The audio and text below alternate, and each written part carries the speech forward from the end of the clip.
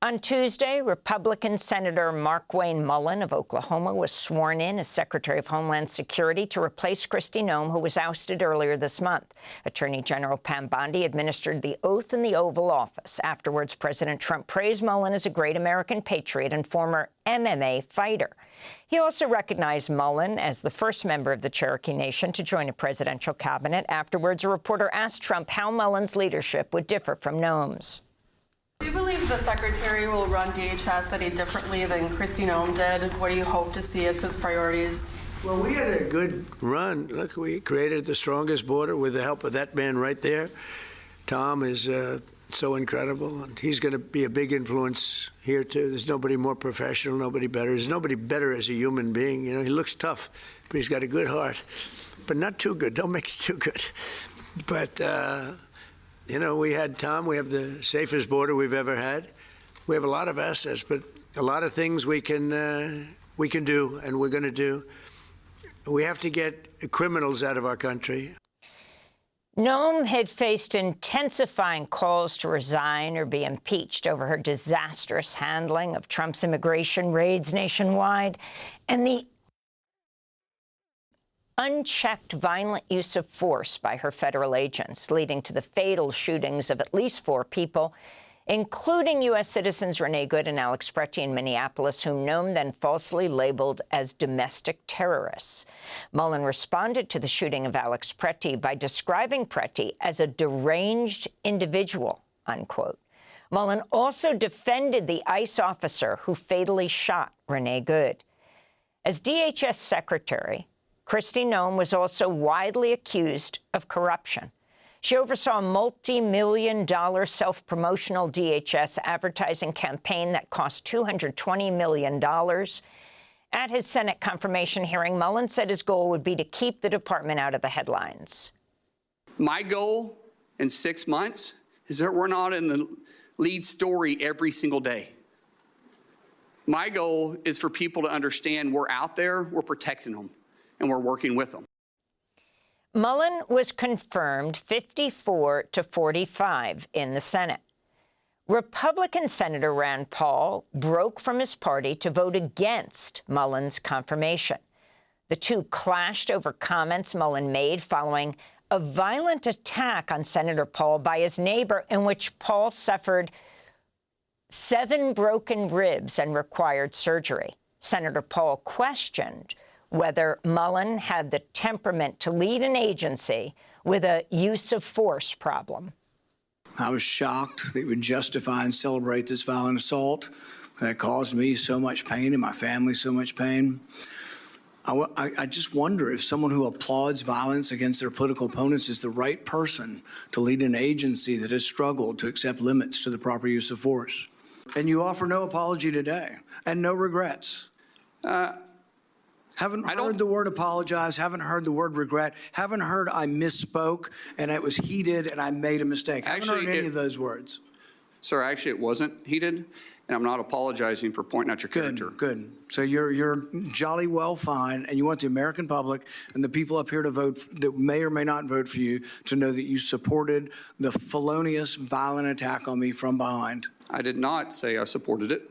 I said I understood it. That was Senator, now DHS Secretary Mullin, explaining he understood why Paul was attacked, and I think at least 6 of his ribs were fractured. 2 Democrats joined Republicans in backing Mullin, Senators John Fetterman of Pennsylvania and Martin Heinrich of New Mexico. Mullin's confirmation comes as lawmakers warn a DHS partial shutdown could drag into April. For more, we're joined by Congressmember Delia Ramirez of Illinois, joining us from Capitol Hill. Congressmember, thanks so much for being with us. If you can talk more about Mullin's record and what it means that he is heading the Department of Homeland Security. Yeah. Well, look, I would start by telling you, Amy, that the confirmation that he just went through, confirmed by Pam Bondi, who is unwilling to go on oath to testify about her own department, tells you everything you need to know.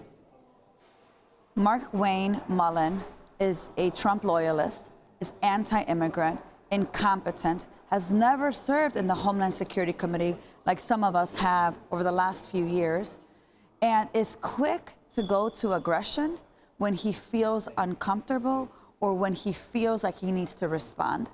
He's the same guy that was prepared to, in a Senate hearing, physically fight the president of the Teamsters. The president of this country bragged about him when he announced him by talking about his record as an MMA fighter. And you have someone who is now going to lead a violent agency that has killed American citizens, beat women at airports, and now he is now the new secretary that has been sworn in by both Republicans and Democrats. A shame for our nation. You mentioned airports, and one of the Chicago airports has ICE agents deployed to it as of this week. If you can talk about President Trump's idea, he takes full credit for it, now that TSA agents have been paid more than a month, that he'll add ICE agents to, at this point, at least 14 airports. Right before, if this was supposed to show us what was going to happen at San Francisco International Airport, a woman from Guatemala and her daughter were taken down in the airport because apparently, according to the New York Times, TSA had shared information with ICE prior to her coming to the airport and flying with her child about her immigration status. Can you talk about the significance of this? Yeah, but let me be clear. When the TSA interim administrator came before the Homeland Security Committee, I asked her questions directly about working with ICE and sharing data. And she proudly, under oath, said she did. She said that it is under the purview of the agency and they are all under one department. So I'm not surprised that TSA has in fact shared information of passengers. What I think is even scarier is that they're willing to bluntly brag about it, and then when a violent attack happens, try to walk back some of what they've seen and what they've done. I want people to think of the image of that little girl, a 6 or 7-year-old little girl, crying, scared, as they're tackling her mother at a San Francisco airport. Donald Trump wants people traveling around the country to live in fear if they don't do as he says. Agents at airports, it's not going to stop there. You and I have heard the threats of this paramilitary police now possibly showing up on Election Day. We have to understand that this agency of terror needs to be dismantled. And whether it is Mullin, whether it is Nome, whether it's Tom Homan, that agency is dangerous, and every American should say enough is enough. No funding it, no more resources. It needs to be completely teared down. Congressmember Ramirez, last year on NBC's Meet the Press, when host Kristen Welker asked Mullin what should happen to babies born on U.S. soil, currently protected under the 14th Amendment, that's birthright citizenship, whose undocumented parents are deported, Mullin said they should go where their parents are. It's interesting. The birthright citizenship case is being argued before the Supreme Court on April 1st. Later in the broadcast, we're going to be playing Bruce Springsteen, who is at our 30th anniversary celebration this week. And the ACLU, who's arguing the case, is using his song Born in the USA as part of a campaign to support birthright citizenship. We're talking about Mullin here, saying those children should be deported. Look, Amy, I am the lead sponsor of the Born in the USA Act, the bill that would codify birthright citizenship, codify something that already the Constitution has made very clear. If you're born in this country, you're a United States citizen, whether you were born here 42 years ago like I was, or you were born here last week. I think it's really dangerous when you have senators who are now turning into secretaries who don't understand the Constitution, who have never read the Constitution, and now are so quick to say, well, they should just all go together. Would you have said this to your grandparents, your great-grandparents, who also came to this country, maybe through the Ellis Island, and then got birthright citizenship?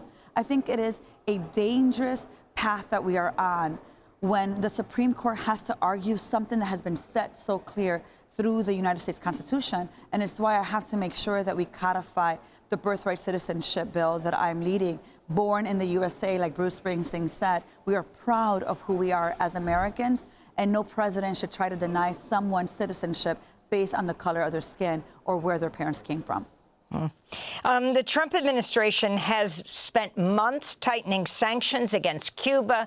It has experienced nationwide blackout after blackout. Operations are not being able to be performed. Your colleague, Congressmember Nydia Velázquez, just introduced a war powers resolution stating Congress has not declared war upon Cuba or upon any person or organization within Cuba.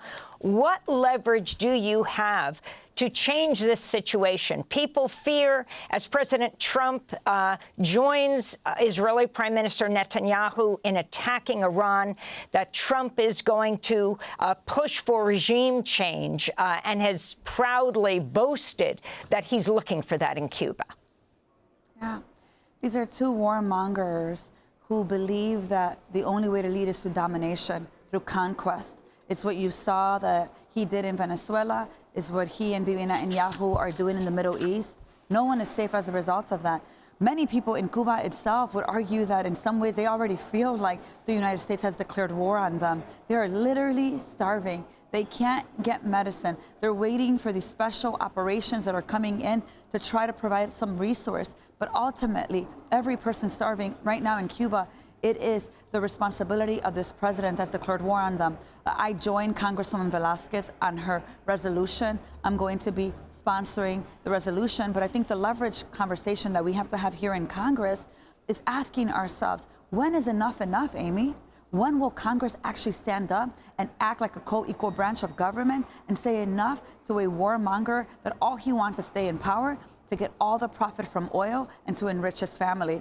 I hope that more members of Congress join Nydia Velázquez's resolution. We all have to say enough is enough. No one is safe under Donald Trump. No one is safe when a Congress is weak as it is today. I want to end by asking you about his confirmation hearing. That's Senator Mullin's, now DHS Secretary. Yeah. Senator Elissa Slotkin of Michigan asked Mullin about the 2020 election. Who won the 2020 election? Ma'am, we know that President Joe Biden was sworn into office. He was the president for the last 4 years. But I do believe won the election? My job as Department of Homeland Security Secretary will be to make sure that we assure that the elections are fair and people can trust them.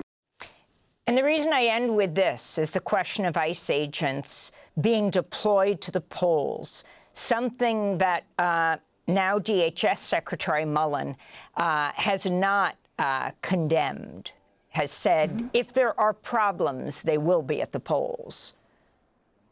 There is no reason for ICE agents to be at the polls. And you heard him say they will be fair. He didn't say safe. And fair according to who? Donald Trump, when he gets to steal elections. Look, shame on the 2 Democrats that voted to confirm this man. He is incompetent, but even more so, he is dangerous and he is corrupt, just like Donald Trump and Kristi Noem. It is why I think this Congress has to do everything in its power between now and November to pass adequate legislation and work with state authorities to ensure that we, in fact, have free and fair elections and free from terror, and that means free from ICE. We have a responsibility in the Senate and the House right now to ensure that not one more dollar goes to DHS. We should be abolishing it. It's what people want on the ground, and it's the responsibility of Democrats to ensure that we protect at all costs free and fair elections. And free and fair from Mullin, from Nome, from Tom Homan, and certainly from Stephen Miller and Donald Trump. Thanks for watching Democracy Now! On YouTube. Subscribe to the channel and turn on notifications to make sure you never miss a video. And for more of our audience-supported journalism, go to democracynow.org, where you can download our news app, sign up for our newsletter, subscribe to the daily podcast, and so much more.